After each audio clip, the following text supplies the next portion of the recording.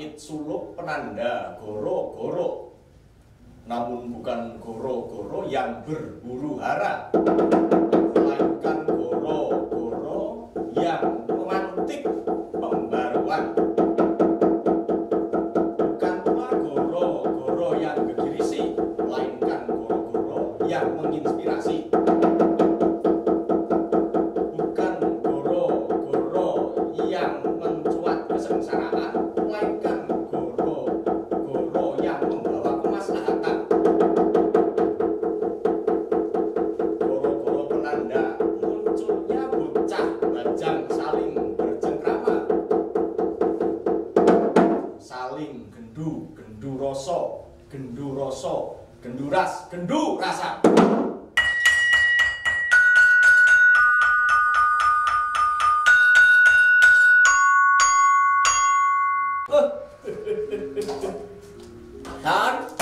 Rasan, gede kan? Kan gendu. Sik. Ya, karang episode 1 ya isih durung mapan kok ora apa-apa, apike mergo latihan. Tajame mergo diasah. Ya semoga-moga episode pertama ini spesial. Spesiale kepiye? Spesiale aku Rasan karo kowe Kang Gendu. Jenenge Gendu Rasan. Mergo episode ke-1 harus bisa ngerawuhke orang nomor 1. Wah, cocok banget itu. Bacaan mulu. Niki sampun rawuh. Pak Bupati, Sugeng rawuh Pak Bupati. Sugeng rawuh. Assalamualaikum warahmatullahi wabarakatuh. Kang Gendu sama Kang Rasan. Mungkin niki wujude Bagong, nanging wonten mriki kula naminipun Gendu. Oke. Asli Gunung Kidul, Pak. Gunung Tawang gitu. Gunung Kidul, kula Gunung Tawang. Gunung Tawang. Nggih, kula pun Rasan. Wah. Ini mantap sekali Pak Bupati kersa rawuh wonten mriki. Terima kasih, Pak. Nah, sebagai masyarakat kecil di Kabupaten Wonosobo, Kok kecil loh sampean gede kok. kecil ini dereng disuntik. Jadi begini Pak, setelah kurang lebih Bapak menjabat selama 2 tahun ini, beberapa hal yang menjadi pengamatan masyarakat kecil, terutama Gendu kali kula Rasan. Salah satunya adalah soal infrastruktur jalan. Jalan itu menurut kami bukan hanya urat nadi perekonomian, tapi urat nadi peradaban. Karena zaman-zaman dulu negara-negara besar itu diawali dari jalan yang bagus juga, Romawi, Mesopotamia. Salah satunya yang sudah terselesaikan adalah jalan di Menjer, Landi, dan Sembungan. Pendapat Bapak bagaimana bisa terjadi seperti itu, Pak? Baik Kang Gendu, Kang Rasan. Jadi selaku kepala daerah kan punya visi dan misi. Tapi perlu diingat bahwa kabupaten kota adalah bagian dari Negara Kesatuan Republik Indonesia. Kami mencoba menerjemahkan apa yang menjadi program nasional Pak Presiden kita, Pak Jokowi. 5 tahun pertama atau periode pertama selama menjabat selaku presiden, yang dia gencarkan adalah program infrastruktur, ya, tidak hanya di Jawa tapi termasuk di luar Jawa, dari Sabang sampai Merauke, baik itu bikin tol udara, tol darat, bahkan tol laut pun dibikin. Karena apa? Kenapa? Ini harus infrastruktur. Nah, majunya sebuah negara pasti pertama dari infrastruktur. Nah, kami juga kembangkan, kami coba tarik ke Kabupaten Wonosobo. Sebelum saya menjabat, saya coba lempar kepada masyarakat. Nah, keinginan apa sih yang selama ini dikeluhkan oleh rakyat di Kabupaten Wonosobo? Apakah itu sembako? Apakah itu bangunan rumah sakit yang megah? Atau puskesmas yang megah, atau gedung sekolah yang mewah, yang representatif, yang dilengkapi dengan sarana prasarananya, atau pasar-pasar. Nah, ternyata tidak, bahwa apa yang dikehendaki oleh masyarakat apa yang diharapkan oleh masyarakat agar mereka mengeluhkan jalan-jalan di Kabupaten Wonosobo kondisi rusak berat. Kalau jalannya rusak, pasti akan mengganggu perekonomian kita. Kesehatan terganggu nggak? Sangat. Orang hamil kalau jalannya rusak, ya mestinya mau ke puskesmas atau ke rumah sakit bisa jadi brojol di tengah jalan. Wah, lah contohnya niki nih. Dulu ini kan gedung itu di kota rumah saya takut brojol kota tahu lagi. Talah nih isi rusak, ini saat ini namun halus Pak. Beberapa jalan juga sudah mulai dihaluskan seperti di jalur Silomerto, Laksono juga sudah pokoknya luar biasa sekali. Artinya kados ngaten iki lah Pak Bupati itu benar-benar mendengar aspirasi masyarakat. Lah itu pertanyaan itu wali Pak. Apakah Bapak punya cerita lucu tentang jalan yang berlubang ini? Karena kan dulu banyak selengean mengatakan begini, lubang sewu itu tidak hanya berada di Wadas Lintang, tapi di mana-mana. Nah, jalan berlubang itu termasuk objek wisata lubang sewu. Nah, ini pangapunten Pak. Jadi kalau jalannya banyak yang rusak atau ada sebagian jalan yang berlubang, yang penting jangan lupa berjalan-jalan.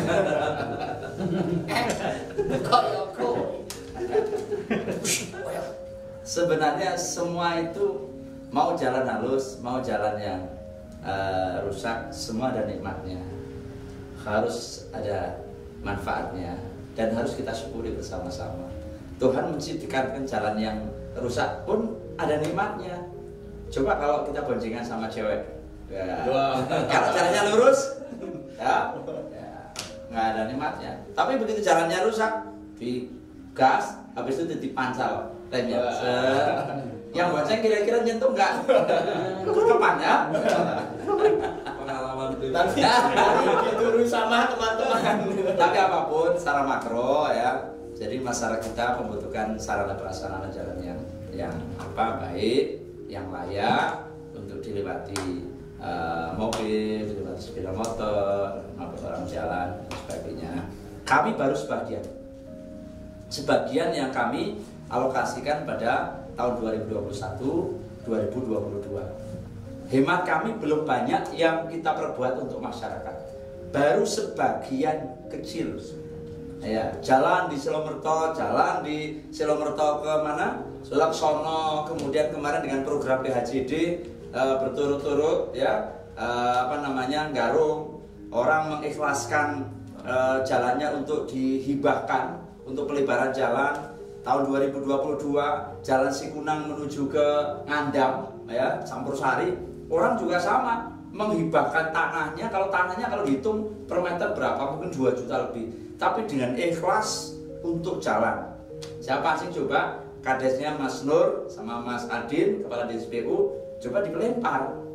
Tapi semangatnya luar biasa, asal diaspal Pak, kalau masyarakat siap menghibahkan jalan. Nah, contoh seperti itu sehingga menumbuhkan semangat bagi kami bahwa kami harus berbuat lebih banyak lagi. Sekarang Sepuran sampai Kaliwiro juga ke jalan tol ya. Jadi apapun yang kami lakukan sebagian, tapi yang menikmati kan masyarakat, yang melihat juga masyarakat. Apakah yang kami lakukan sudah sesuai dengan masyarakat atau belum, saya nggak tahu. Coba saya tanya masyarakat, apakah apa yang kita lakukan, saya dan Pak Albar, tahun pertama, tahun kedua, prioritas membangun jalan ini memuaskan masyarakat atau tidak? Puas nggak? Puas. Yang menilai masyarakat. Saya tidak ingin menilai diri sendiri. Menurut saya sudah puas, ternyata masyarakat belum. Tapi yakinlah bahwa masyarakat Kabupaten Wonosobo ini baru sebagian. Masih ada tahun 2023, masih ada tahun 2024 dan seterusnya. Yang insya Allah nanti pada saatnya, kalau ada masyarakat desa kadang, Pak, ngen kulo kapan? Ngen kulo dereng Pak. Ya, pada saatnya pasti akan sampai.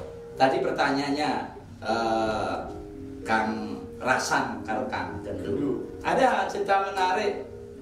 Sebenarnya nggak menarik diceritakan, tapi ini menyurutkan semangat bagi kami. Ada jalan di Kaliwiro Ngasinan. Kaliwiro Pucung Kerep kemudian menuju Nganisinan. Ya. Ini memang di wilayah itu sering terjadi ambles. Ya. Seorang ibu guru pakai korpri kayak gini kayak saya nih, ibu-ibu mau berangkat ke sekolah naik sepeda motor. Karena jalannya rusak, ini terpleset, dia jatuh. Kemudian ada seorang guru dan kades mengirim ke saya tanpa menyampaikan, Bapak jalannya rusak, Bapak ini untuk segera ditangani. Tapi dari video itu ini apa ya? Ya mungkin menusuk lah ya. Ya ke saya salah kepala daerah. Ternyata yang kita lakukan kok belum sampai sana ya. Nah, padahal kita merasa sudah banyak ya. Nah, ini hal yang kecil. Oleh sebab itu tahun 2020 saya mulai jalan menuju akses pendidikan saya prioritaskan dengan anggaran pemeliharaan jalan yang ditangani oleh PUPR Kabupaten Wonosobo. Di situ ada sekolah, ada SMP kita prioritaskan, ada SMP kita prioritaskan. Nanti 2020 juga sama. Jadi jalan ada yang di situ ada sekolah kita prioritaskan.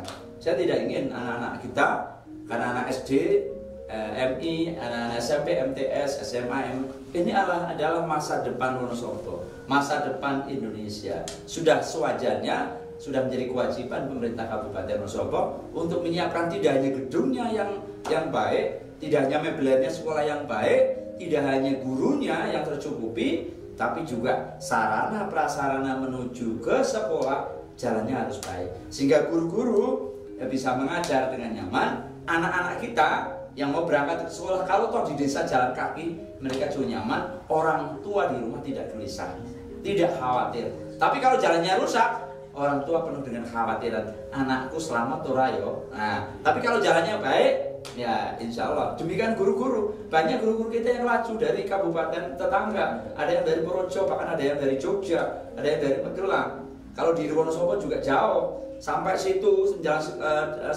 sebelum sampai sekolah jalannya rusak.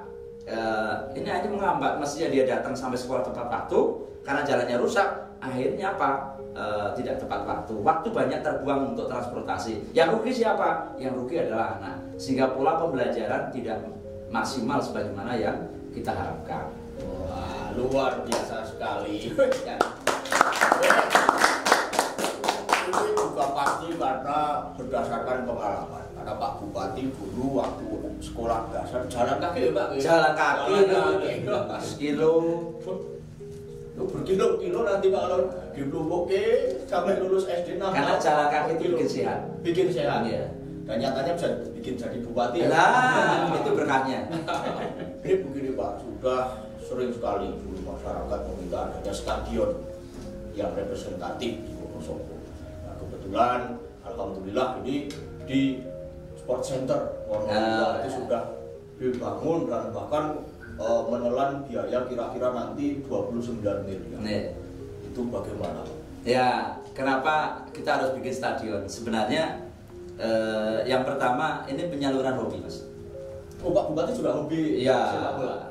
Jadi penyaluran hobi, Kang Gedu, Kang Rasahan, karena hobi saya adalah sepak bola. Dan dulu saat muda ini sama Fajar ini. Ini pemain profesional. Lebih profesional. Ya, kalau saya hanya penggembira. Posisinya gelandangan, Bang. Kalau dia gelandang, saya gelandangan. Jadi ngalor gitu, nggak pernah dapat bola, tapi pelayu gitu ya. Nah, ini hobi. Karena saya hobinya bola, jadi kepala daerah. Ini Wonosobo kan nggak ada stadion, nggak ada tempat yang layak kalau main bola itu kan.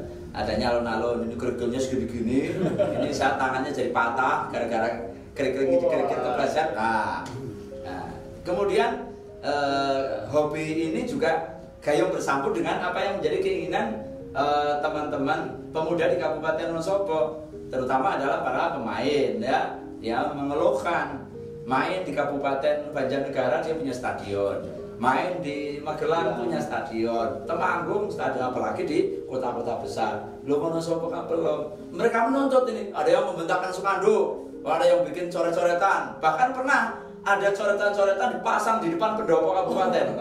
Saking dia optimisme, gregeten, awit biyen tekan saiki kok ora ono gregete bangun stadion. Ya, akhirnya ini gayung bersambut.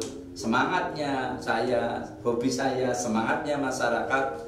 Ya, alhamdulillah dapat dukungan dari pimpinan dan anggota DPR. Ya udah, kita mulai tahun 2022. Saya sampaikan ke teman-teman, tahun 2022 harus selesai berdiri stadion. Tahapan awal, lapangan dulu. Ya, lapangannya harus kita bentuk sampai rumput. Ya, kemudian nanti tahun berikutnya akan kita teruskan dengan tribun untuk penonton dan lain sebagainya. Nah, saya ingin memulai. Saya tidak ingin hanya ya apa namanya, kalau pembangunan groundbreaking, enggak. Kita harus memulai. Ya. Dan tahun 2002 alhamdulillah kita alokasi negara 5 miliar, tanah yang ada kita ratakan. Akhir tahun ini bulan Desember insya Allah selesai dan bisa kita pakai. Nanti insya Allah ada Askam, tim-tim yang ada di Kabupaten Wonosobo tentu harus apa namanya berlatih lebih baik lagi, harus beda dong. Ya, belum punya stadion, anak-anak Wonosobo sudah banyak yang main di Semarang, sudah banyak main yang di Sleman, main di Solotigo. Kalau besok punya stadion, kalau kemarin mainnya kan personal, ya, dia baik individuan kemana-mana. Tapi besok kalau kita udah punya stadion, hendaknya ya kita punya klub yang bisa diperhitungkan di Liga 3. Surabaya naik kelas Liga 2. Ya, kita bisa punya stadion kok. Iya, Pak. Dulu nggak punya stadion aja kita punya potensi lokal atlet yang handal kok. Besok punya stadion pasti kan bermunculan bibit-bibit. Dan harapannya nanti ke depan karena itu arahkan kita sport center, mudah-mudahan bisa gayung bersambut kita dirikan sekolah berbasis sepak bola di Kabupaten Wonosobo.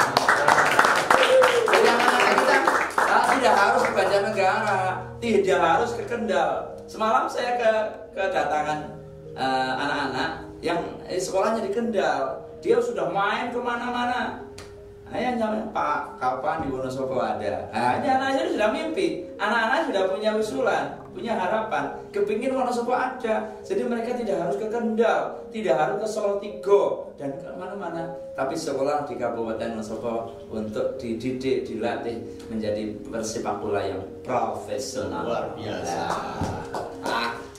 Ini juga pasti dalam pengambilan kebijakan Pak Bupati ini menggunakan metode tiki taka, umpan cantik sampai gol. Nah, artinya pembangunan dan kebijakan ini memang benar-benar sesuai dengan keinginan masyarakat, indah ditonton dan juga mencetak banyak gol.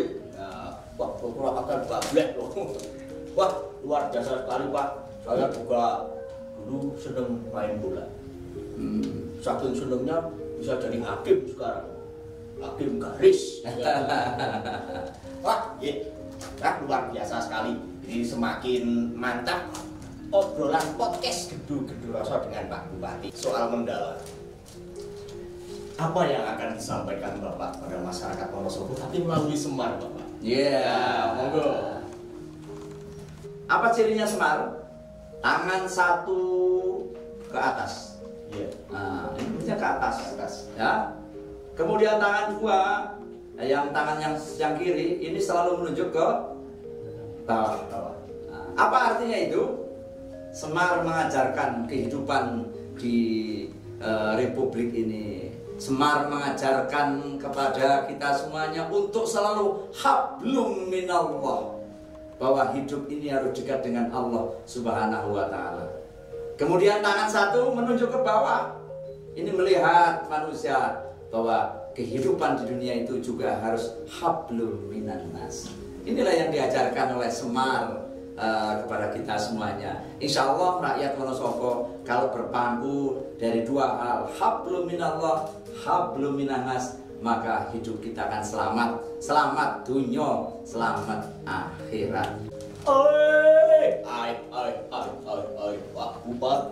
Pak Bupati. Saya sangat senang melihat foto Pak Bupati sedang mengendarai kuda kepang. Kenapa? Yang mengendarai kuda kepang itu duduk tapi sebenarnya dialah yang berjalan. Pemimpin harus seperti itu. Meskipun dia duduk, meskipun dia kelihatannya diam, namun dialah yang sebenarnya berjalan, menggerakkan semuanya. Begitu anak-anakku. Ger, ala sampun rampung.